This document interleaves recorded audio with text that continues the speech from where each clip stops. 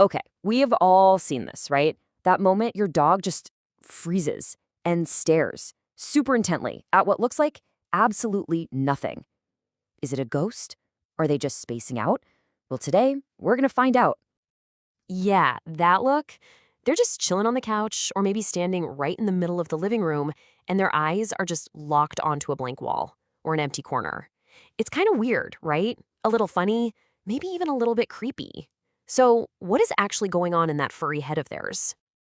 We're calling this the phantom stare. And today we are cracking the code. We're going to peel back the layers on this whole mystery, starting with the easy stuff and then diving into the really, really cool explanations. Look, it is so tempting to think your house is haunted. I get it. But the real reason? It's way more interesting than ghosts, I promise. This whole thing is buried deep in your dog's instincts and the incredible way they see and hear and smell the world. All right, so let's start with the obvious, the here and now. What's going on in your dog's everyday life that could make them do this? The most common answers are usually hiding in plain sight. So there are a few usual suspects here. First up, good old-fashioned boredom. A dog that isn't getting enough stimulation might just stare. It could also be a sign of separation anxiety. They're on high alert, listening for any sign that you're coming home. And sometimes it's just that guarding instinct kicking in. They're just monitoring the perimeter. And yeah, these are all totally real factors. But honestly, that's just scratching the surface. To really get what's going on, we have to understand something huge. Your dog is experiencing a world that is almost completely invisible to you. And this is where it gets fascinating. This brings us to the first major clue. Your dog's unbelievable senses. They are not living in the same reality we are. Seriously, it's not even close. I mean, the difference is just wild. While we are hearing, the TV and the traffic outside, your dog is hearing the high-frequency buzz from the smart plug in the wall. They're smelling the path a squirrel took across your lawn 20 minutes ago. They're hearing your neighbor's car door shut 2 blocks away. It's a completely different level of detail. So here's the big takeaway. They're not staring at nothing. When they're staring at a wall, they could be listening to a tiny mouse rustling around inside it. When they're staring at the window, they might be smelling a friend of yours walking down the street. They are actively processing a fire hose of data that we are completely oblivious to. But okay, to get to the real root of this, the absolute core of it, we have to go way back. Because inside every single one of our dogs, I don't care if it's a giant Great Dane or a tiny little Yorkie, there's an echo, a whisper of their ancient ancestor, the wolf.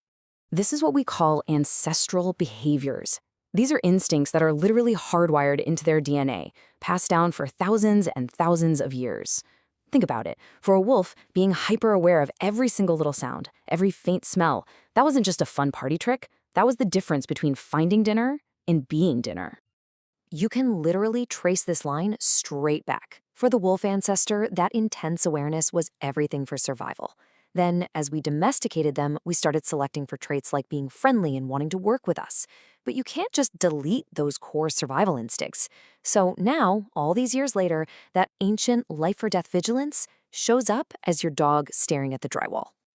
So, try to see it from their perspective. When your dog is staring, they might be keeping an eye on their pack. And guess what? That's you. That's your family. They could be scanning their territory, your house, for anything out of the ordinary, any potential threat. Or they could just be in hunter mode, scanning for the slightest movement or sound. It's like they're running ancient wolf software on a modern, domesticated dog's hardware. Okay, so there we have it. We've pretty much cracked the code. We know that stare is a cocktail of modern-day needs, their incredible super senses, and these deep ancient instincts. So the big question is, what do we do with this information? How does this help us be better dog owners? And this is the really powerful part, because knowing why they do it completely changes how you see it. Suddenly, it's not just a weird, quirky thing they do. It's a clue. It might be pointing to an unmet need, or it could just be their brilliant instincts kicking in. And once you see that, you can actually respond in a way that makes their life better. So let's break it down into 3 simple, actionable things you can do. Number 1, if you think it's boredom, give them more enrichment. Puzzle toys, interactive games. Give that amazing brain a job to do. Number 2, if it seems more like anxiety, focus on creating a safe, comfy space just for them. And number 3, if the staring seems really compulsive or if they seem genuinely distressed, that's when it's time to talk to a professional. Check in with your vet or a certified behaviorist. So here's the bottom line. That phantom stare isn't empty at all. It's a peek into a sensory world we can't even imagine, and into a past that's still very much alive inside them. So, the next time you see your dog staring into space, you won't see nothing. You'll see a descendant of a wolf, listening to echoes of the wild. And it really makes you wonder, doesn't it? What other ancient whispers are hiding in your dog's everyday life?